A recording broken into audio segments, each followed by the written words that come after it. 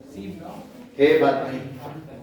तो आज हम लोग रोलिंग कंटिन्यू करेंगे। हम लोगों ने यूनिफॉर्म रोलिंग के बारे में डिस्कशन किया था कि यूनिफॉर्म रोलिंग अगर ग्राउंड पे हो रही किसी बॉडी की तो किसी जनरल पॉइंट की वेलोसिटी किस तरह से निकालेंगे। तो हमने देखा था कि दो तरह से किया था। एक तो ट्रांसलेशन और रोटेशन को सुपर इम्पोज करके हमने दो वेलोसिटी वेक्टर लिखे थे, वी वेक्टर और आर ओमेगा वेक्टर का रिजल्टेंट कैलकुलेट किया था, और एक हमने रिलेटिव मोशन के कॉन्सेप्ट से भी आपको बताया था। तो अब अगर नॉन यूनिफॉर्म रोलिंग पे क्वेश्चन बनेगा और एक्सेलरेशन वगैरह के बारे में पूछा जाएगा तो उस पर चर्चा भी हम कर लेते हैं। तो सबसे पहले अगर रोलिंग ऑन ग्राउंड है, रोलिंग ऑन द ग्राउंड,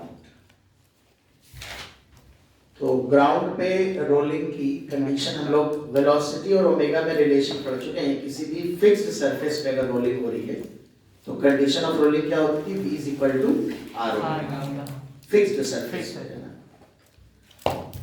तो यहाँ पर एक बात समझिए जरा कि अगर कोई बॉडी ग्राउंड पे रोलिंग कर रही है, इसके पास v है, इसके सेंटर की स्पीड, और ओमेगा है एंगुलर स्पीड, और ये रोल करते हुए बॉडी जा रही है, तो अगर इसका v और ओमेगा कांस्टेंट है, टाइम के साथ चेंज नहीं हो रहा है, तो इस तरह की रोलिंग को बच्चों क्या कहते थे, यूनिफॉर्म रोलिंग। तो मार्कर दे आओ मुझे लगता है निकाल शाश्वत पकड़ा दो उनको। तो v और ओमेगा अगर कांस्टेंट है तो यूनिफॉर्म रोलिंग है, मतलब ये बॉडी ऑब्जेक्ट रोलिंग करते जा रहा है। और हम लोग को पता था कि ये वाला पॉइंट जो होता था कि काय पे होता था, रेस्ट, याद है कि भूल गए? इसकी वेलोसिटी 0 करते थे और कंडीशन ऑफ रोलिंग क्या होती थी बेटा, v = r। v क्या होता था, सेंटर की वेलोसिटी, ओमेगा क्या होता था, इस एक्सिस के अबाउट एंगुलर। याद है कि भूल गए? याद है, बहुत बढ़िया। अच्छा बताओ, अगर इसको अगर रोलिंग ही होनी है तो v को अगर मैं dt से मल्टीप्लाई कर दूं दोनों तरफ, तो v into dt आप कह सकते हो it is the distance travelled by the centre of mass और centre in a very small time interval. अगर ये रेगुलर बॉडी यूनिफॉर्म बॉडी है तो सेंटर ही सेंटर ऑफ मास होगा। तो मैं इसको ऐसे बुलाता हूं, डिस्टेंस ट्रैवल्ड बाय सेंटर, इसे ds लिख सकता हूं, स्पीड इनटू टाइम। बताओ। और ये ओमेगा dt, ओमेगा अगर यूनिफॉर्म है तो ओमेगा dt को क्या लिख सकता हूं, ओमेगा होता है, याद करो, d theta, right. d theta ही कितना एंगुलर डिस्प्लेसमेंट, कितना रोटेट हो रहा है, तो ओमेगा dt को मैं लिख सकता हूं r d थीटा। तो ds = r d थीटा। तो लंबे डेरिवेशन के इंटीग्रेट कर लोगे, r तो कांस्टेंट है, तो s = क्या लिख सकते हो, r थीटा। s यहां पर क्या है, s है यहां पर डिस्प्लेसमेंट ऑफ सेंटर।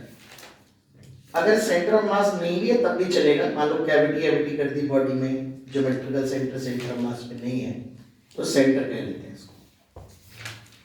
थीटा क्या है, एंगुलर रोटेट, कितना रोटेशन है, एंगल रोटेटेड बाय बॉडी। तो अगर आप देखो थीटा की वैल्यू 2π रखोगे तो s की वैल्यू कितनी आएगी, ये इन वन रोटेशन, यानी इसका मतलब ये हुआ कि अगर ये यूनिफॉर्म रोलिंग कर रही है और ये बॉडी एक रोटेशन कंप्लीट करती है, एक रोटेशन जब कंप्लीट करेगी तो इसका सेंटर कितनी डिस्टेंस ट्रैवल करेगा, 2π। अगर मैं आपको दिखाऊं, यहाँ पे देखो रास्ता देखो जरा, मान लो एक पॉइंट P है बेटा ये, और एक रोटेशन अगर मैं इसको 90 डिग्री रोटेट कराऊं, जरा आइडेंटिफाई करना, तो आगे भी बढ़ेगा।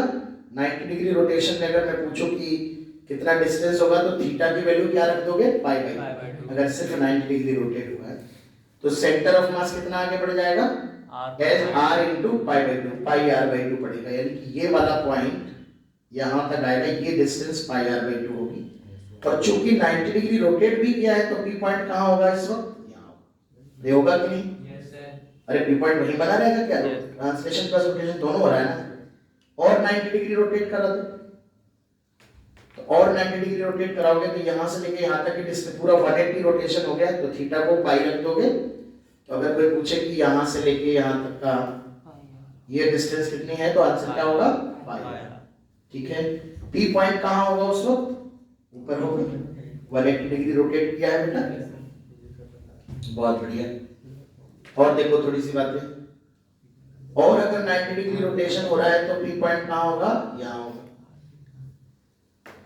तो और थोड़ा सा आगे पाई आर बाई 2 और आगे बढ़ जाए और 90 डिग्री रोटेशन करोगे फाइनली तो पी पॉइंट फिर से यहाँ आ जाए। और ये पूरा डिस्टेंस जो कवर करेगा सेंटर हमारा वो ये वाली डिस्टेंस सेंटर टू सेंटर ये कितनी है 2।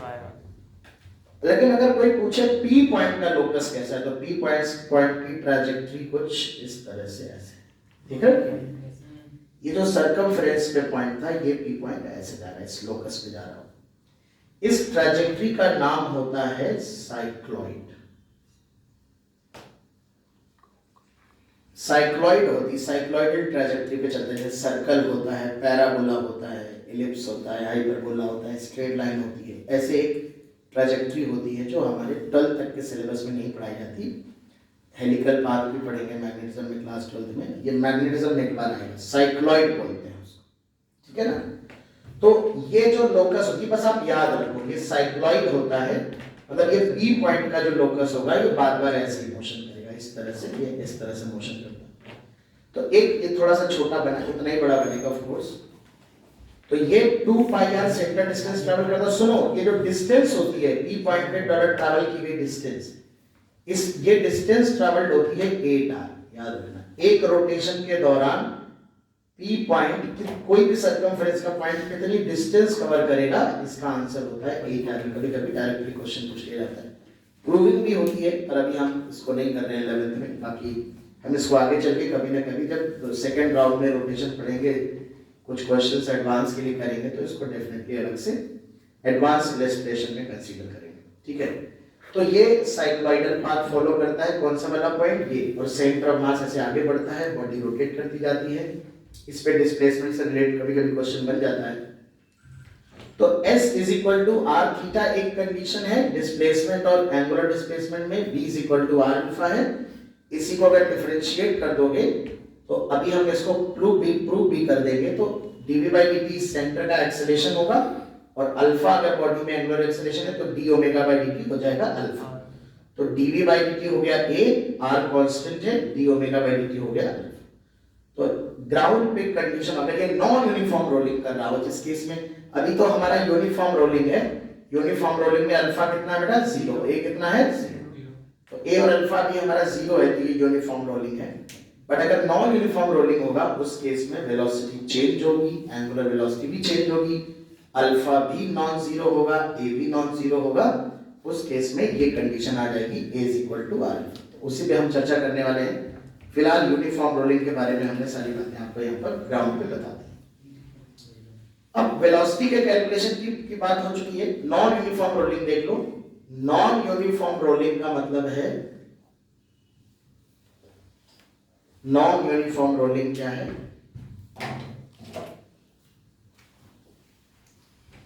तो नॉन यूनिफॉर्म रोलिंग बेटा क्या होता है कि कोई बॉडी अगर ग्राउंड पे रोलिंग कर रही है तो इसका मतलब है उस पे फोर्सेस लग रहे होते हैं, आगे बढ़ेंगे, टॉर्क लग रहा है, तो उसका सेंटर ऑफ मास एक्सेलरेट कर रहा होता है, बॉडी में कुछ एंगुलर एक्सेलरेशन भी होता है, जिससे उसकी ओमेगा जो होती है वो वेरिएबल होती है, ओमेगा चेंज हो रही होती है। जो वेलोसिटी होती है सेंटर ऑफ मास की, जो वेलोसिटी होती है वो भी वेरिएबल होती है, वेलोसिटी भी वेरिएबल होती है, ओमेगा भी वेरिएबल होता है ना। तो इस तरह की रोलिंग को हम नॉन यूनिफॉर्म रोलिंग कहते हैं। अब बेटा क्या हुआ, तुम्हारे घर है, आ जाओ बेटा, घर बंद कर दो, ठीक है। क्या हुआ, कुछ नहीं। तो देखो समझ लो पहले। तो यहाँ पे नॉन यूनिफॉर्म रोलिंग का मतलब है कि जब बॉडी का जो एंगुलर वेलोसिटी और लीनियर वेलोसिटी है वो यूनिफॉर्म नहीं है, वो चेंज हो रही है। मतलब बॉडी में लीनियर एक्सेलरेशन भी होगा, एंगुलर एक्सेलरेशन भी होगा। तो यहाँ पर किसी पार्टिकल की वेलोसिटी के साथ साथ किसी पार्टिकल का एक्सेलरेशन भी कैलकुलेट करना सीखेंगे। दोनों बातें सीखेंगे, फिर हम कहानी को आगे बढ़ाएंगे। तो पहले इतना लिख लो, फिर हम कहानी को आगे बढ़ाएंगे। अब अगर मान लो नॉन यूनिफॉर्म, अच्छा वेलोसिटी तो वैसे ही कैलकुलेट करेंगे जैसे यूनिफॉर्म रोलिंग में कैलकुलेट कर रहे थे लास्ट लेक्चर में। v और ओमेगा गिवन होगा। फर्क इतना है कि v और ओमेगा चेंज हो रहा होगा टाइम के साथ। तो जिस इंस्टेंट पे वेलोसिटी पूछी जाएगी उस इंस्टेंट का वेलोसिटी और ओमेगा यूज करेंगे, है ना। मेन है एक्सेलरेशन कैसे निकालेंगे। तो बिल्कुल सेम कॉन्सेप्ट जो लास्ट पे हमने बताया था कि किसी भी पार्टिकल का एक्सेलरेशन अगर ग्राउंड के रिस्पेक्ट में कैलकुलेट कर रहे हैं तो पार्टिकल का एक्सेलरेशन सेंटर के रिस्पेक्ट में प्लस सेंटर का एक्सेलरेशन ग्राउंड के रिस्पेक्ट में आएगा, है ना। ये सिंपल रिलेटिव मोशन के कॉन्सेप्ट से आया था। p का c के रिस्पेक्ट में होगा p का माइनस c का, फिर माइनस इधर ले आया, याद है कि भूल गए? अच्छा, तो अगर हम ध्यान से देखें बेटा कि सबसे पहले तो हम ये देखें कि इस बॉडी के पास जो कि एक लीनियर एक्सेलरेशन है सेंटर के पास, इस एक्सिस के अबाउट एक एंगुलर एक्सेलरेशन है, बॉडी रोटेट भी कर रही है। इसके पास कुछ एंगुलर वेलोसिटी है जो टाइम के साथ कॉन्टिन्यूअसली चेंज कर रही है। अब जैसे किसी पार्टिकल का एक्सेलरेशन निकालना है तो सेंटर के रिलेटिव में पहले देखते हैं कि क्या हो रहा है। तो सबसे पहले हम रिलेटिव टू सेंटर गए, या सेंटर ऑफ मास कह लो, क्योंकि अपने कोर्स में रेगुलर बॉडीज की रोलिंग ही है, लेकिन अगर केस अगर कोई कैविटी भी होती है तो ये एप्लीकेबल होगा, ये कॉन्सेप्ट तब भी एप्लीकेबल होगा whether c centre of mass और नॉट, ठीक है। इसलिए मैं सेंटर ऑफ मास कभी कभी बुलाना अवॉइड करता हूँ जब तक नेसेसरी ना हो, नहीं तो फिर कंफ्यूजन आ जाता है। तो रिलेटिव टू सी अगर देखें, सी के रिस्पेक्ट में जाए बेटा, तो देखो सी के रिस्पेक्ट में अगर हम गए यहाँ पे बैठ गए, तो यहाँ बैठ गए, जिसके रिस्पेक्ट में जाएंगे वो कहाँ पे आ जाएगा, जैसे। अब ये तो मोशन करेगा नहीं इसके रिस्पेक्ट में, ठीक है। तो इस ऑब्जर्वर को क्या दिखाई पड़ेगा बेटा, रोटेशन। इस ऑब्जर्वर को सारे पार्टिकल्स का मोशन सर्कुलर मोशन दिखाई पड़ेगा, लेकिन उसके पास अल्फा भी होगा कि नहीं? यानी जो पार्टिकल का मोशन ऑब्जर्व होगा सी के फ्रेम ऑफ रेफरेंस में, वो यूनिफॉर्म सर्कुलर होगा कि नॉन यूनिफॉर्म? जैसे कि अगर मैं कहूं कि ये पार्टिकल क्या करता नजर आएगा, तो ये ऑब्जर्वर कहेगा कि ये पार्टिकल हमारा नॉन यूनिफॉर्म सर्कुलर मोशन कर रहा है, जिसका रेडियस कैपिटल आर है और ये ऐसे क्लॉकवाइज रोटेट कर। अगर हमसे पूछा जाए कि ये पार्टिकल कैसा दिखाई पड़ेगा अगर आर डिस्टेंस पे, तो ये पार्टिकल इस ऑब्जर्वर को इस सर्कल में नॉन यूनिफॉर्म सर्कुलर मोशन करता हुआ नजर आएगा कि नहीं? अब याद करो, कोई पार्टिकल जब नॉन यूनिफॉर्म सर्कुलर मोशन करता था तो उसके पास दो एक्सेलरेशन होते थे, एक towards the centre called centripetal acceleration r omega square या v स्क्वायर बाय r, और एक टुवर्ड्स द टेंजेंट होता था r अल्फा, होता था कि नहीं? यानी अगर मैं कहूं कि इस पार्टिकल का एक्सेलरेशन सेंटर के रिलेटिव में कितना होगा, तो एक तो होगा r अल्फा और एक होगा r ओमेगा स्क्वायर, ये होगा कि इसी प्रकार से इस वाले पॉइंट का r ओमेगा स्क्वायर सेंटर की तरफ होगा, स्मॉल r अल्फा टेंजेंट की तरफ होगा। इस वाले पार्टिकल के पास r ओमेगा स्क्वायर ऐसे होगा और r अल्फा ऐसे होगा, अरे होगा बताओ? इस वाले पार्टिकल के पास r अल्फा ऐसे होगा और r ओमेगा स्क्वायर सेंटर की तरफ होगा, अरे होगा बताओ? इसका मतलब सेंटर के रिलेटिव में ये वाला जो एक्सेलरेशन है इसमें दो कंपोनेंट है। सेंटर के रिलेटिव में पार्टिकल के पास दो एक्सेलरेशन है, एक टेंजेंशियल है एक सेंट्रीपिटल है, अरे है कि नहीं? yes, तो मैं इसको और थोड़ा सजा के लिख देता हूं, पार्टिकल का एक्सेलरेशन ग्राउंड के फ्रेम में इज इक्वल टू पार्टिकल का एक्सेलरेशन सेंटर के रिस्पेक्ट में टेंजेंशियल। सेंटर के रिस्पेक्ट में दो कंपोनेंट है ना बेटा, एक r अल्फा एक, और पार्टिकल का एक्सेलरेशन सेंटर के रिलेटिव में कैसा, सेंट्रीपिटल, और प्लस सेंटर का एक्सेलरेशन ग्राउंड। यानी कि अगर ग्राउंड के ये वाला जो वेक्टर है, ये वाला वेक्टर का मैग्नीट्यूड कितना है बेटा, r अल्फा है, मैग्नीट्यूड लिख रहा हूं, ये वाला कितना है बेटा, r और इसका सेंटर की तरफ, और ये वाला है हमारा, अरे है कि नहीं बताओ? तो इन तीन वेक्टर को जब जोड़ोगे तो नेट एक्सेलरेशन आएगा किसके फ्रेम में, ग्राउंड। फिर से समझो, ये हमने रिलेटिव मोशन का कॉन्सेप्ट लगाया बेटा, पार्टिकल का एक्सेलरेशन सेंटर के रिलेटिव में लिखा, फिर सेंटर का ग्राउंड के रिलेटिव में। सेंटर के रिलेटिव में एक्सेलरेशन क्या होगा ये जानने के लिए हम सेंटर के पास गए, हम सेंटर पे बैठ गए, तो हमने देखा कि जब हमने सेंटर पे बैठ के देखा तो पार्टिकल सारे क्या करते नजर आए, नॉन यूनिफॉर्म से। यानी सेंटर के रिलेटिव में देखने पर पार्टिकल के पास दो एक्सेलरेशन नजर आए, एक सेंट्रीपिटल एक्सेलरेशन एक टेंजेंशियल। तो हमने कहा भाई इस एक्सेलरेशन में दो कंपोनेंट है, एक इसके दो कंपोनेंट कर दिए हमने और ये ओरिजिनल है, ठीक है।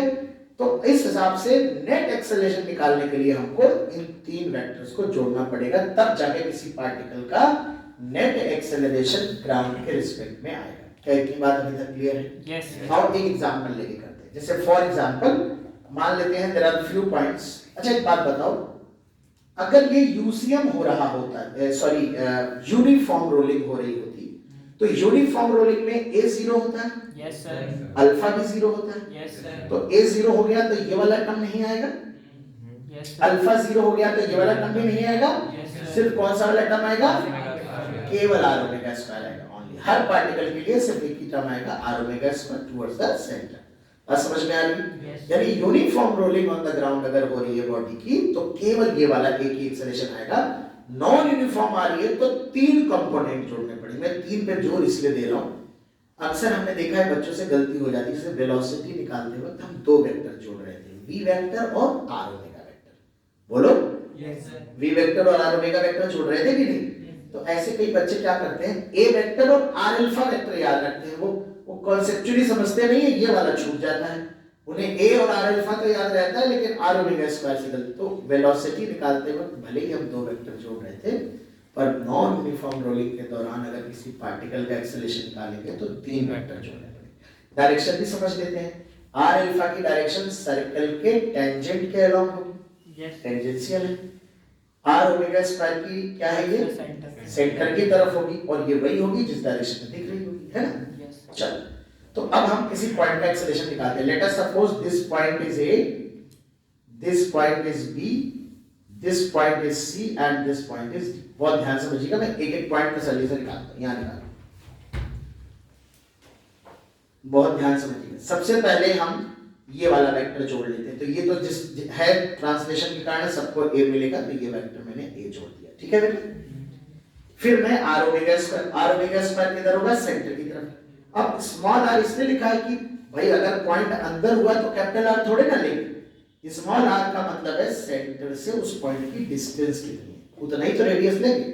अगर बिल्कुल सर्कमफेरेंस पे होगा तो कैपिटल आर लेंगे। अभी समझ गए कि नहीं? यस सर, तो कितना आएगा, नीचे की तरफ आएगा, कैपिटल आर ओमेगा स्क्वायर आएगा कि नहीं? किस डायरेक्शन में आएगा, towards the centre, toward the centre. और आर अल्फा किस डायरेक्शन में आएगा, देखो ऐसे रोटेट हो रहा है ना, तो इस पॉइंट का आर अल्फा किस डायरेक्शन में आएगा, इधर की तरफ आएगा ना। तो इस तरह से अगर रोटेट हो रहा है, ऐसे रोटेट हो रहा है तो आर अल्फा टेंजेंशियल आएगा इन दिस डायरेक्शन। तो इस पॉइंट का जो नेट एक्सेलरेशन आएगा, net a plus are alpha I cap, और नीचे की तरफ क्या है, माइनस आर ओमेगा स्क्वायर। बताओ इतना क्लियर है? अब इस वेक्टर का मैग्नीट्यूड ले लोगे तो नेट एक्सेलरेशन आ जाएगा, ठीक? आगे की तरफ कैलकुलेशन करें उससे पहले हम इसका एक्सेलरेशन निकालना चाहते हैं। और देखो, तो ए हमने जोड़ दिया, एक वेक्टर ए जोड़ दिया, ऐसे रोटेट हो रहा है, सोचो फील करो, ऐसे रोटेट हो रहा है तो आर अल्फा की डायरेक्शन क्या पीछे की तरफ आएगी, और आर ओमेगा स्क्वायर की डायरेक्शन किधर आएगी, सेंटर की तरफ। तो इस सी पॉइंट का एक्सेलरेशन जो होगा ये होगा A minus are alpha I cap, और ऊपर की तरफ है प्लस, अगर हम एक्स वाई प्लेन मान रहे हैं तो। अब एक बात बताओ, हम लोग कहें for pure rolling, pure rolling हम पहले भी देख के आए हैं और अब फिर से देख सकते हैं। आर ओमेगा स्क्वायर से तो कोई समस्या नहीं है, लेकिन आप बताओ अगर ए बड़ा हुआ आर अल्फा से तो क्या ये पॉइंट के पास एक नेट एक्सेलरेशन आ जाएगा राइट डायरेक्शन में? यस सर, तब तो ये फिसल जाएगा राइट डायरेक्शन Yes, में, sir. रोलिंग नहीं कहलाएगी, ये तो प्योर रोलिंग नहीं होगी। यस सर, आर अल्फा बड़ा हुआ ए से तो ये बैकवर्ड स्लिपिंग हो जाएगी। यस सर, तो रोलिंग के लिए, प्योर रोलिंग के लिए इस पॉइंट का स्लिप होना गलत बात है, स्लिप नहीं होने देना है। तो इसका सरफेस के टेंजेंशियल डायरेक्शन में एक्सेलरेशन कितना होना चाहिए, यानी ए और आर अल्फा का रिजल्टेंट कितना होना चाहिए, यानी ये वाला जो पार्ट है ए माइनस आर अल्फा, ये कितना होना चाहिए, तो ए की वैल्यू यहां से आ जाएगी आर अल्फा। पहले भी मैंने बता दिया था v equal to r omega को डिफरेंशिएट करके कि अगर नॉन यूनिफॉर्म रोलिंग ग्राउंड पे हो रही है तो जिस तरह से v equal to r omega valid होता है उसी तरह से a equal to are alpha valid होगा, s equal to r theta भी वैलिड होगा, ठीक है? तो ये छोटी सी बात है जो आपको समझनी है। अच्छा बेटा, तो ये तो एक सिंपल सी बात हो गई। चलो अब हम बात करते हैं थोड़ा सा अदर पॉइंट्स में। तो जहां जहां तुमने आर अल्फा लिखा है, अब तुमको अल्फा नहीं बताएगा, अगर तुमको ए पता है, आर पता है, तो अल्फा आर अल्फा की जगह क्या लिख दोगे, ए। जैसे यहां पर देखो a प्लस आर अल्फा है, तो आर अल्फा को ए लिखोगे तो क्या हो जाएगा 2r 2a हो जाएगा, क्या हो जाएगा 2a 2a आई कैप हो जाएगा। अरे हो जाएगा कि नहीं? Yes, sir. अच्छा अब हम सिमिलरली कुछ पॉइंट्स और लेते हैं। चलो ये वाला पॉइंट लेते हैं, सी वाला पॉइंट है, बी पॉइंट है ये। बी पॉइंट में ए इधर की तरफ आएगा, Yes, sir. ऐसे रोटेट हो रहा है तो आर अल्फा किधर आएगा नीचे की तरफ, और आर ओमेगा स्क्वायर किधर आएगा। Center की तरफ. तो ए में आर ओमेगा स्क्वायर घटेगा, A minus are omega square I cap और माइनस आर अल्फा, तो बी पॉइंट का एक्सेलरेशन होगा A minus are omega square I cap minus are alpha J cap. ठीक उसी प्रकार से यहाँ पर ये वाला वेक्टर ए ऐसे होगा बेटा, ऐसे रोटेशन हो रहा है तो आर अल्फा टेंजेंशियली ऊपर जाएगा, आर ओमेगा स्क्वायर सेंटर की तरफ होगा तो A plus R omega square. D point का एक्सेलरेशन होगा A plus R omega square I cap Plus R alpha. Plus are alpha J. क्या सभी पॉइंट्स के एक्सेलरेशन समझ आ गए? Yes, sir. यहाँ पर अगर नॉन यूनिफॉर्म होगा, यूनिफॉर्म रोलिंग होगा तो ना ए होगा ना आर अल्फा होगा, only r omega square will be the acceleration और डायरेक्शन क्या रहेगी सेंटर की तरफ। ठीक है, तो इस तरह से इस पॉइंट का acceleration a minus are alpha मत बोलना, ये वाला टर्म कितना हो जाएगा 0, क्योंकि ये देखिए a माइनस आर अल्फा 0 है अगर प्योर रोलिंग। हाँ अगर प्योर रोलिंग नहीं है उस केस में ये वाला टर्म 0 नहीं होगा, या तो a minus are alpha I cap होगा, अगर आर अल्फा बड़ा है तो भैया वो माइनस आई कैप हो जाएगा, r alpha minus i cap, है ना। तो लेकिन अभी हम प्योर रोलिंग अगर लेके चल रहे हैं तो ओनली आर ओमेगा स्क्वायर। यानी इस पॉइंट का एक चीज और गौर करने वाली है कि लोवेस्ट पॉइंट की वेलोसिटी तो 0 होती है पर एक्सेलरेशन 0। बहुत कंफ्यूजन होता है बच्चों को, उन्हें लगता है कि इस पॉइंट की वेलोसिटी 0 है तो एक्सेलरेशन भी 0 होगा, बट एक्सेलरेशन 0 नहीं होता। एक मैं ऑब्लिक पॉइंट का एक्सेलरेशन और निकाल के दिखा देता हूं। मान लीजिए इस पॉइंट का एक्सेलरेशन हमें निकालना है, ये पॉइंट है, मान लीजिए थीटा एंगल ले लेते हैं, कैलकुलेशन आप करते रहिएगा। इस पॉइंट का निकालना है तो देखो ए इधर की तरफ हो जाएगा बेटा, हो जाएगा कि नहीं? Yes, sir. ये आर है तो आर अल्फा इधर की तरफ हो जाएगा, Yes, sir. इससे परपेंडिकुलर सर्कल के टेंजेंशियल, और आर ओमेगा स्क्वायर किस डायरेक्शन में होगा सेंटर की तरफ। अब मैं धीरे धीरे कंपोनेंट कर लेता हूं, दो लाइनें ड्रॉ कर दे रहा हूं, हॉरिजॉन्टल वर्टिकल। ठीक है, अब आओ देखो, ये थीटा है तो ये कितना एंगल, ये वाला एंगल थीटा होगा, ये 90 माइनस थीटा होगा, ये थीटा। Yes, sir. अब x में अगर आप देखोगे, इसको मैं p पॉइंट कह दे रहा हूं, x में देखोगे तो r अल्फा का cos आ जाएगा, Yes, sir. A plus r alpha का cos थीटा, इसका cos वाला कंपोनेंट आएगा, r ओमेगा स्क्वायर का ये थीटा 90 माइनस थीटा, ये थीटा दिख रहा है कि नहीं? Yes, yes, sir. जब ये वाला एंगल थीटा है तो इसका इधर की तरफ क्या आएगा sin थीटा, तो minus are omega square sin theta, ये आएगा। अरे आएगा कि नहीं? देखो इसका cos और इसका sin कवर कर रहा है, कवर हो रहा है, ठीक। तो नीचे की तरफ देखो आर अल्फा का इधर cos जाएगा तो नीचे क्या आएगा आर अल्फा का sin थीटा, तो आर अल्फा sin थीटा नीचे आएगा, आर ओमेगा स्क्वायर का cos थीटा, तो r omega square cos theta दोनों ही नीचे आएंगे तो माइनस j कैप हो जाएगा, है ना। तो ये आप मान लो कि मोस्ट डिफिकल्ट एक्सेलरेशन जो पूछ सकता है कुछ इस तरह का होगा, है ना। तो मोस्ट जनरल कैलकुलेशन आप इस तरह से कर सकते हो। यहाँ हम सीख रहे हैं how to find acceleration of a particle in rolling object. Rolling object में एक्सेलरेशन कैसे निकालते हैं, साथ ही साथ नॉन यूनिफॉर्म रोलिंग में हमने कंडीशन ऑफ रोलिंग क्या होती है उसको भी समझा। तो इतना लिख लो, फिर हम कहानी को आगे बढ़ाएंगे। तो अब हम लोग इस क्वेश्चन को करेंगे, इसको ट्राई करो जरा तो लोग। एक हमारे पास डिस्क है और डिस्क ग्राउंड पे रोलिंग कर रही है, किसी मोमेंट ऑफ टाइम पे उसके सेंटर का एक्सेलरेशन ए गिवन है, उस मोमेंट ऑफ टाइम पे एंगुलर वेलोसिटी ओमेगा गिवन है और एंगुलर एक्सेलरेशन अल्फा गिवन है। तो एक केस के वर्टिकली ऊपर r/2 डिस्टेंस पे एक पॉइंट है, r is the radius of disc और alpha is not given, alpha is not given. Pure rolling हो रही है यहाँ पे, है ना, प्योर रोलिंग हो रही है। तो ये जो P पॉइंट है, इस P पॉइंट का एक्सेलरेशन बताना है in terms of A, R and omega. But yes there is acceleration, there must be some angular acceleration also, but it is not given to you because A और alpha में relation हम लोग जानते हैं। चलिए वे 1 minute का time दे रहा हूँ, फटाफट इसका आंसर बताइए मुझे, जितने लोगों का आ गया जल्दी से। किसका किसका आंसर आ रहा है? चलिए भाई, काफी लोगों ने आंसर कैलकुलेट कर लिया, खुशी हुई मुझे। सौरभ, वरुण, शाश्वत। तो बड़ी सिंपल बात है बेटा, जब सेंटर के रिलेटिव में एक्सेलेरेशन लिखेंगे तो एक एक्सेलेरेशन इस डायरेक्शन में है, भाई सेंटर के रिस्पेक्ट में ये सर्कल दिखेगा आपको, तो r/2 अल्फा इधर आएगा, इसी डायरेक्शन में a आएगा, और नीचे की तरफ आएगा r/2 ओमेगा स्क्वायर आएगा ना। Yes sir. तो और सबसे पहली बात तो इस पॉइंट का टेंजेंशियल एक्सेलरेशन इस डायरेक्शन वाला 0 होगा, है ना। ये a होगा, ये r अल्फा होगा, ये r ओमेगा स्क्वायर होगा। तो स्लिप ना करने के लिए हमें पता है कि इक्वल टू क्या होता है, r अल्फा। तो यहाँ पर अगर p पॉइंट का एक्सेलरेशन लिखेंगे तो हम a plus r alpha by 2 i क्या minus r omega square by 2 j क्या इतना आएगा, और r अल्फा को a लिख देंगे तो 3a बाई 2 i क्या minus r omega square by 2 j, है ना, ऐसे हो जाएगा। तो ये सीखे हम लोग। चलिए, तो अब हम लोग की बात करेंगे, हम लोगों ने वो क्वेश्चन किया था जिसमें हम किसी रॉड के किनारे पे फोर्स लगा के अल्फा और ये दोनों निकाला था। मैंने आपको बताया था किसी बॉडी में अगर फिक्स्ड एक्सिस ना हो तो torque is equal to I alpha किस एक्सिस के अबाउट लगाना चाहिए, सेंटर। था मेरा उस पे क्वेश्चन, शायद बोल रहे हैं आप, कैसे बच्चे होते जा रहे हैं। तुम सुधारने का क्या लोगे बेटा, ठीक है। चलो, तो अब हम लोग रोलिंग डायनेमिक्स की बात करेंगे। डायनेमिक्स का मतलब रोलिंग डायनेमिक्स में हम कुछ कैलकुलेशंस करेंगे। देखो बहुत ध्यान से बिठा दे इसको, सबने कर लिया है।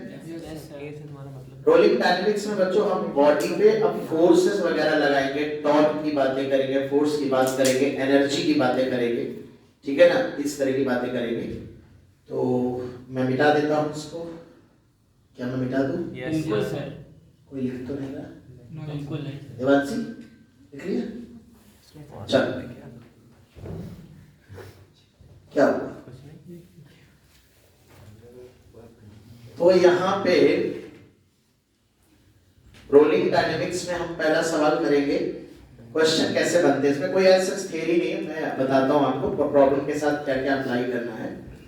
जैसे मान लो एक बॉडी है बच्चों, आपको ऐसे दी जाएगी, एक बॉडी है और ये डिस्क है मान लेते हैं, और ये ग्राउंड पे रखी है, इसके सेंटर पे हमने एक फोर्स लगा दिया F, इसके सेंटर से पुल करके आप फोर्स अप्लाई कर रहे हैं, और आपको दिया जा रहा है कि disc is rolling, disc is rolling on the ground without slipping, without slipping ये रोलिंग कर रही है।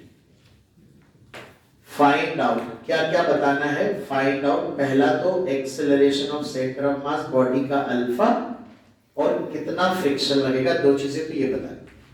तीसरी चीज और बतानी है, find out value of mu S, minimum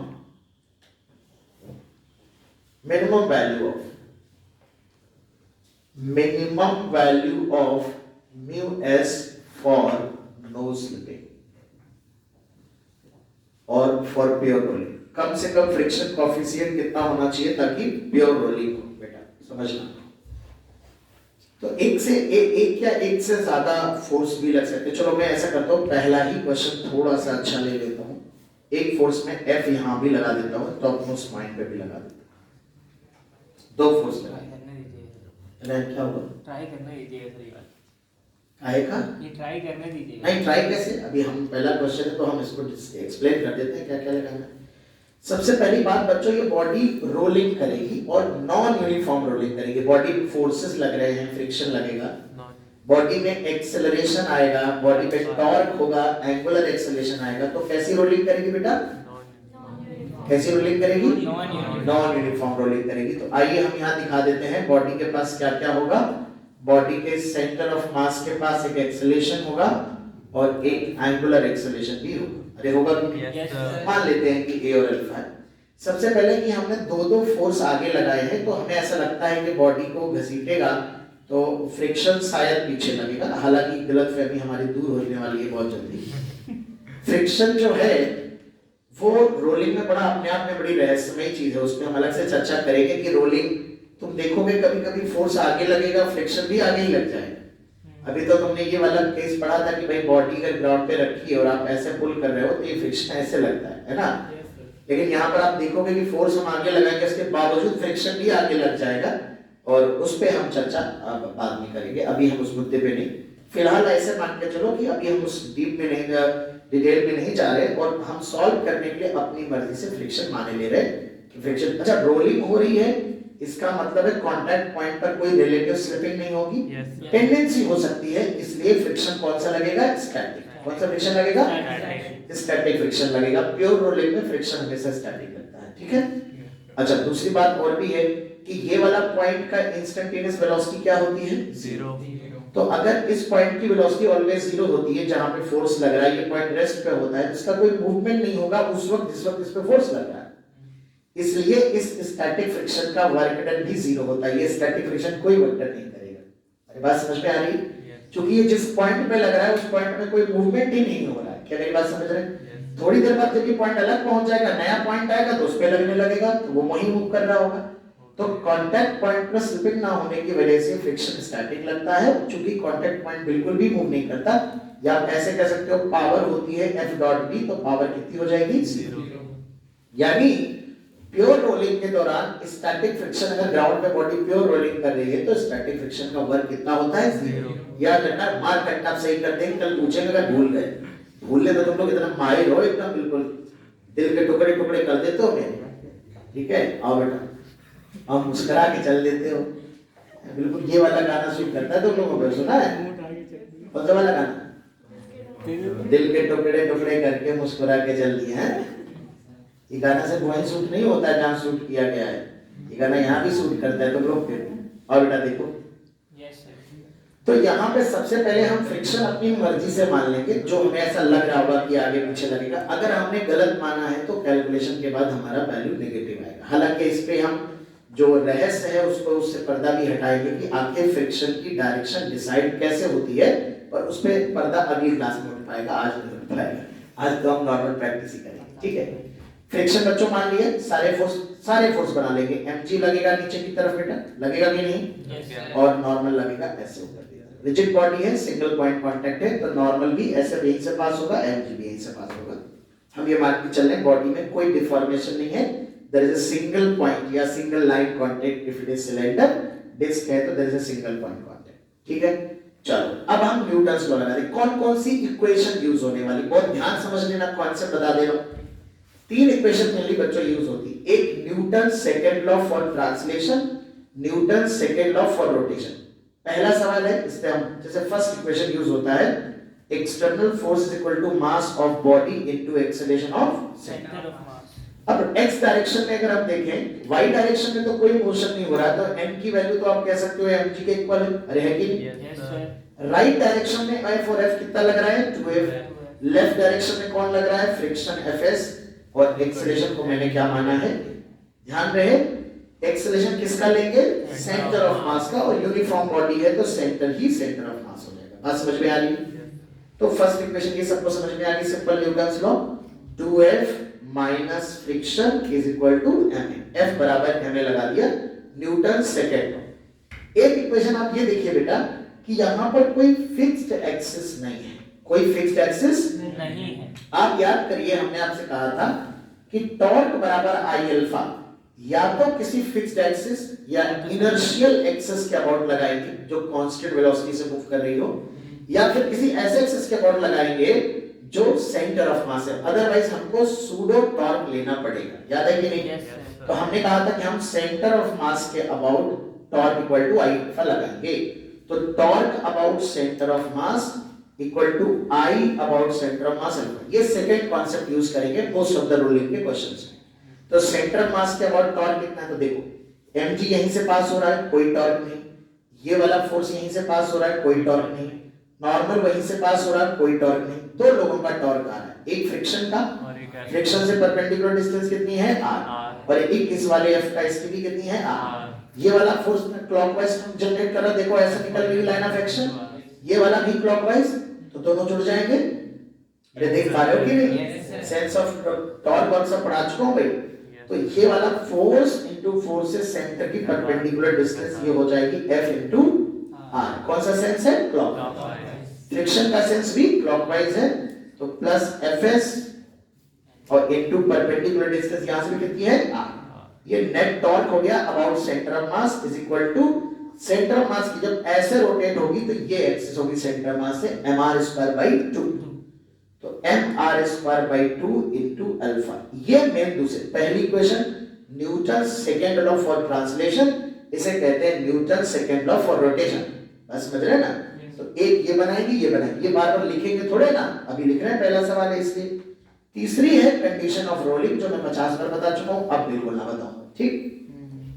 अब सुनो, इस वाली इक्वेशन में r से डिवाइड कर देंगे, तो फर्स्ट सेकंड इक्वेशन में फ्रॉम 2 एंड 3, इक्वेशन नंबर 2 और 3 देखो ऐसे ही करना होगा, बार बार r से डिवाइड कर दो, तो देखो एक इस r से ये r और एक स्क्वायर खत्म हो जाएगा, तो ये बच जाएगा, क्या बच जाएगा बेटा? f प्लस fs और ये r अल्फा बाई 2, और r अल्फा बाई 2 को क्या लिख सकते हैं? a बाई 2 हो गया बेटा ये। Yes, sir. और पहली इक्वेशन कॉपी कर लो इसके नीचे, 2f माइनस fs बराबर ma, दोनों को जोड़ दो, fs fs कैंसिल आउट हो गया, 3f is equal to 3ma by 2, तो a इज इक्वल टू आ रहा है f by 2f by m आ रहा है। अरे आ रहा है कि नहीं? बहुत बढ़िया। a is equal to 2f by m आ रहा है, बहुत शानदार, बहुत बढ़िया है। a is equal to 2f by m आ रहा है, यही आ रहा है ना? Yes, sir. फ्रिक्शन जो आ रहा है वो आ रहा है 2f माइनस ma, और ma की वैल्यू 2f। अरे वाह, कमाल हो गया, पहले सवाल में कमाल हो गया भाई, धमाल हो गया। फ्रिक्शन 0 आ गया, 0। इसका मतलब है कि रोलिंग के दौरान फ्रिक्शन लग ही नहीं रहा, यही तो मैंने कहा रहस्य है। अगर फ्रिक्शन पॉजिटिव आ जाए तो इसका मतलब जिस डायरेक्शन में आपने माना है उसी डायरेक्शन में लग रहा है, अगर नेगेटिव आ जाए तो आपका उल्टा डायरेक्शन में लगेगा, पीछे माना है तो आगे लगेगा, आगे माना है तो पीछे लगेगा। 0 आ जाए इसका मतलब बिना फ्रिक्शन की मदद के रोलिंग हो रही है। ये बातें मैं वैसे थोड़ी देर बाद बताता हूँ, लेकिन पहले भी कमाल हो गया, अब तो बताना पड़ेगा। बताना यही पड़ेगा कि अक्सर हमें मिसकंसेप्शन होता है कि रफ सरफेस पे ही बॉडी लुढ़क सकती है, ऐसा नहीं है, बिल्कुल स्मूथ सरफेस पे भी रोलिंग पॉसिबल है। और कई बार ऐसा भी हो सकता है कि आप इस रफ सरफेस पे बॉडी रखो और ऐसी जगह फोर्स लगा दो जिससे वो अपने आप बॉडी रोल करे विदाउट हेल्प ऑफ फ्रिक्शन। ये वही केस है जहां रोलिंग करवाने के लिए फ्रिक्शन की मदद की जरूरत नहीं पड़ रही उसे। जिस दिन हम डायरेक्शन ऑफ फ्रिक्शन पे नेक्स्ट क्लास में चर्चा कर रहे होंगे तब इसकी हम जिक्र करेंगे कि फ्रिक्शन तभी लगता है जब उसकी रिक्वायरमेंट होती है। स्टैटिक फ्रिक्शन तो लोवेस्ट पॉइंट की जब टेंडेंसी नहीं होती है तो फ्रिक्शन नहीं लगता है, यानी यस इतना ये पॉसिबल है कि फ्रिक्शन ही ना लगे। अब तुम यहाँ देखो फ्रिक्शन की जरूरत ही नहीं है, वैसे तो यहाँ कोई ना कोई फ्रिक्शन की वैल्यू आ जाती, तो जो फ्रिक्शन की वैल्यू आती वो limit condition of no slipping क्या है कि भाई जो फ्रिक्शन लग रहा है उसे हम रिक्वायर्ड फ्रिक्शन कह देते हैं, भाई इतना फ्रिक्शन चाहिए रोलिंग के लिए, और उसे लेस आर इक्वल टू क्या कर देते हैं? Limiting. Condition of no slipping कैसे निकालते हैं? ऐसे तो निकालते हैं कि जो भी fs की वैल्यू आती है उसे म्यू n से छोटा कर देते हैं, और n क्या है? mg। वहां से म्यू की मिनिमम वैल्यू आती है, पर ये तो कह रहा है मेरे को फ्रिक्शन चाहिए नहीं, तो म्यू की मिनिमम वैल्यू का आंसर हो गया 0। ये कह रहा है फ्रिक्शन की जरूरत ही नहीं है मुझे, बात समझ रहे हैं ना? तो यहाँ पर कुछ भी फ्रिक्शन हो नहीं भी होगा तो भी बॉडी प्योर रोलिंग करती रहेगी, नो प्रॉब्लम। तो mu minimum is equal to 0। बात समझ में आ रही है बेटा? ठीक है, नेक्स्ट क्वेश्चन करेंगे, होपफुली उसमें 0 नहीं आएगा। ठीक है, अब ये तो पहले में कमाल हो गया, ये तो मुझे ना पता था। ठीक है, चलिए लिख लीजिए। एक सवाल हम लोग और करेंगे बेटा। चलो अब की बार हमने सिर्फ एक फोर्स लगाया है बॉडी पे। ये हमारे पास बॉडी है और ये हमारे पास ये सॉलिड स्फीयर है, और एक हमने सेंटर पे फोर्स लगाया है। अब आपको क्या क्या निकालना है? Acceleration of centre of mass, friction निकालना है, फ्रिक्शन कितना लगेगा, अल्फा कितना होगा, और म्यू की मिनिमम वैल्यू बतानी है फॉर रोलिंग। रोलिंग के लिए म्यू की मिनिमम वैल्यू बतानी। बनाओ इक्वेशन, बनाओ फटाफट। आई होप सबका आ गया है। Yes, sir. चलिए फिर भी हम देख लेते हैं बेटा। हमने मान लिया कि फ्रिक्शन पीछे लग रहा है, लेट अस सपोज एक्सेलरेशन यही है और एंगुलर एक्सेलरेशन अल्फा है, तो first of all Newton's law लिखेंगे F minus F S is equal to ma। First equation समझ आ रही है सबको? Newton second law for translation. और torque about centre of mass में इसका टॉर्क जीरो हो जाएगा, यस सर, mg का जीरो हो जाएगा, यस सर, नॉर्मल का जीरो हो जाएगा। यस सर, और सेंटर ऑफ मास के अबाउट ये लगा रहे हैं, तो हालांकि सेंटर मास खुद एक नॉन इनर्शियल फ्रेम है, तो एक सूडो फोर्स भी पीछे लग रहा होगा, बट चूंकि उस सूडो का कोई टॉर्क नहीं आएगा इसलिए हम नहीं बना रहे, ठीक है? यस सर, तो सेंटर ऑफ मास के बाद केवल इस फ्रिक्शन का टॉर्क आएगा Fs into r क्लॉकवाइज आएगा ना, clockwise yes sir, is equal to I centre of mass होता है स्फीयर का 2 by इस एक्सिस के अबाउट क्या आएगा 2 by 5 mr स्क्वायर अल्फा। बताओ बेटा, यस सर। और एक होगा A is equal to r alpha. अब एक r से ये r कैंसिल आउट हो जाएगा पावर, यस सर। तो Fs की वैल्यू यहां से आ रही है 2 by 5 m r अल्फा, और r अल्फा क्या लिख देंगे, ये Fs यहां पुट कर दो, F minus 2 by 5 ma is equal to ma, तो A आ जाएगा 5F by 7m। Yes sir, अरे आ रहा है कि नहीं? यस यस सर, फ्रिक्शन आ रहा है कितना, सर कॉल है।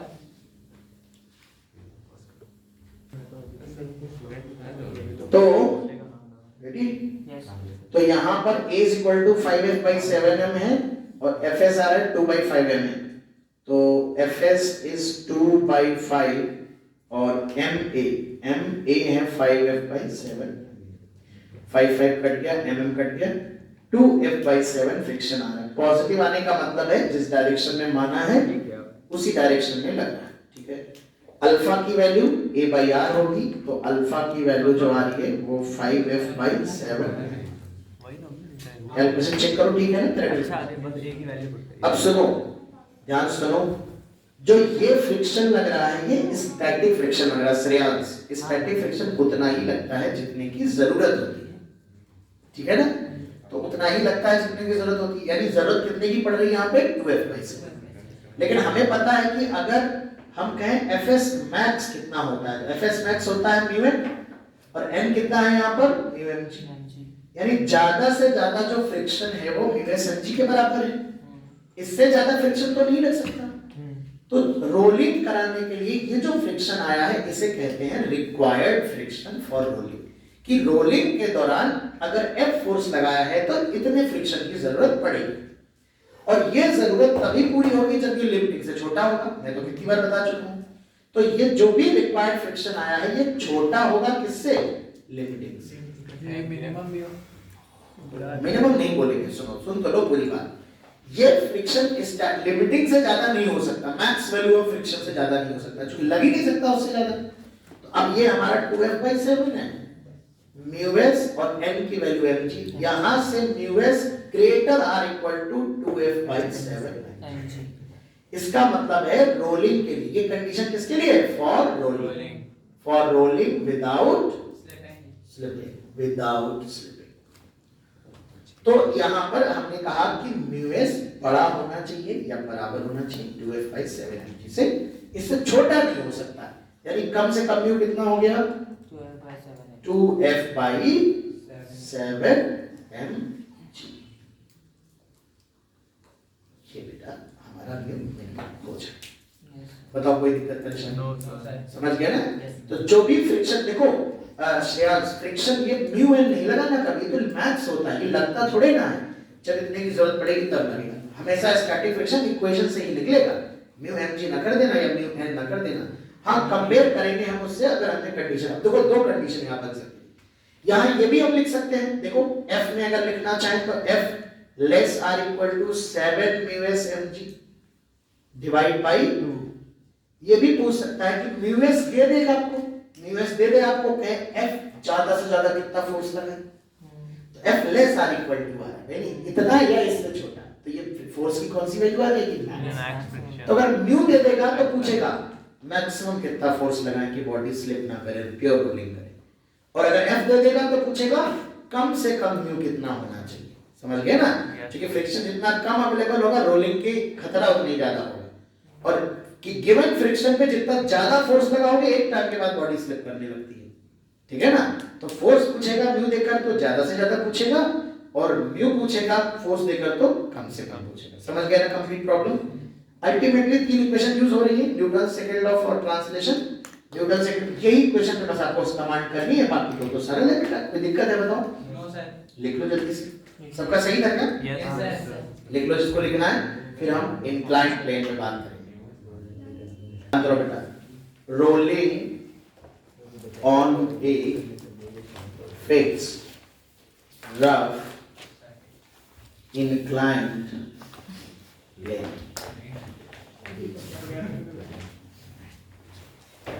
मान लेते हैं बच्चों कि ये हमारे पास एक इंक्लाइंड प्लेन है, फिक्स्ड है, और उस पे हमने एक बॉडी ऐसे रख दी, और ये बॉडी रोलिंग विदाउट स्लिपिंग करते हुए, नीचे लुढ़कते हुए, रोलिंग करते हुए आ रही। तो फर्स्ट ऑफ ऑल हम एक फ्री बॉडी डायग्राम बनाएंगे। mg के दो कंपोनेंट डायरेक्ट लिख देता हूं मैं बेटा।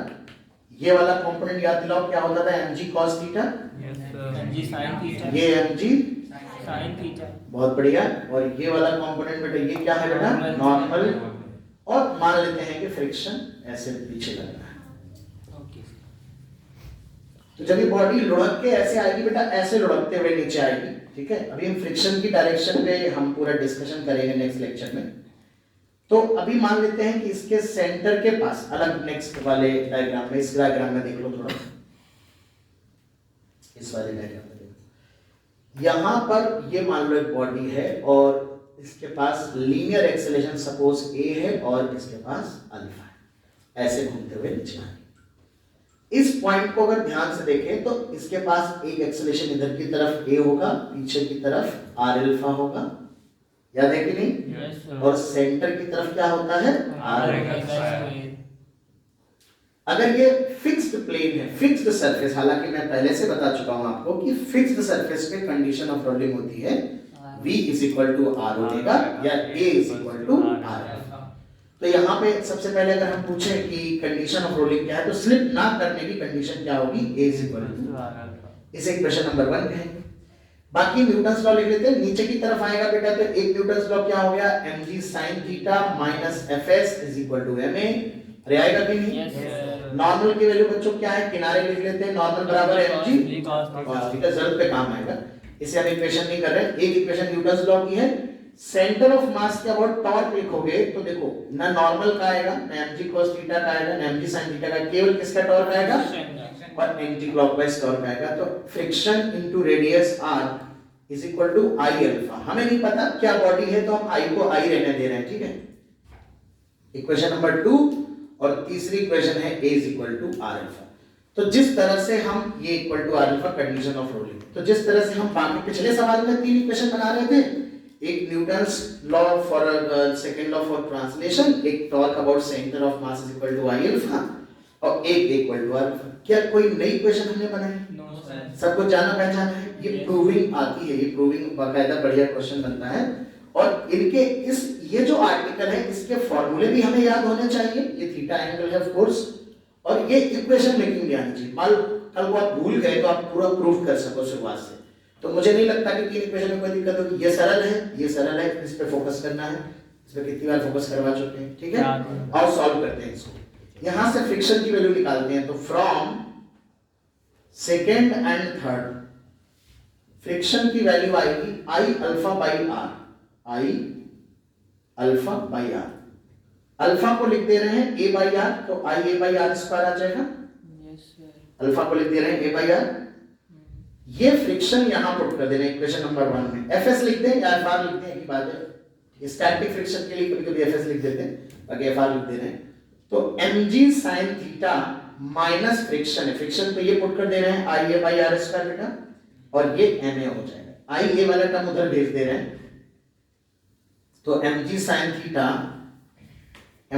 Theta is equal to ma plus I A divide by R. यहां से m कॉमन आ जाएगा ना, a कॉमन आ जाएगा, m plus I by R square.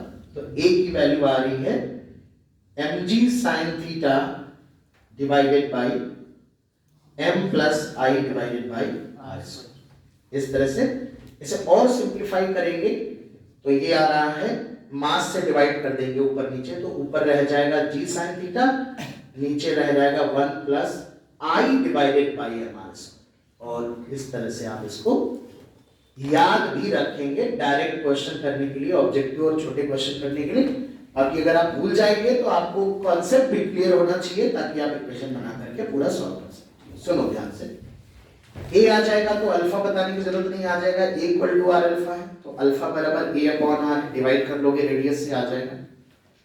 इस a की वैल्यू अगर मैं यहां पुट कर दूं फ्रिक्शन वाली इक्वेशन में, यहां पुट कर दूं, अगर मैं a की value i a divide by r square में पुट कर दूं तो फ्रिक्शन आ जाएगा, ये i a divided by r square है। जब मैं i अपॉन r स्क्वायर को मल्टीप्लाई करूंगा g sin theta upon 1 plus i by M R square, इसको जब मैं सिंप्लीफाई करता हूं बेटा तो ये फ्रिक्शन आ रहा है mg sin theta divide by 1 plus M R square divide by I. इसको सिंप्लीफाई करोगे तो ये इक्वेशन आ जाएगी बेटा, तो ये फ्रिक्शन हमें याद रखना है mg sin theta divide by 1 plus यहाँ i by M R square है, यहाँ एम आर स्क्वायर बाई है, ठीक है।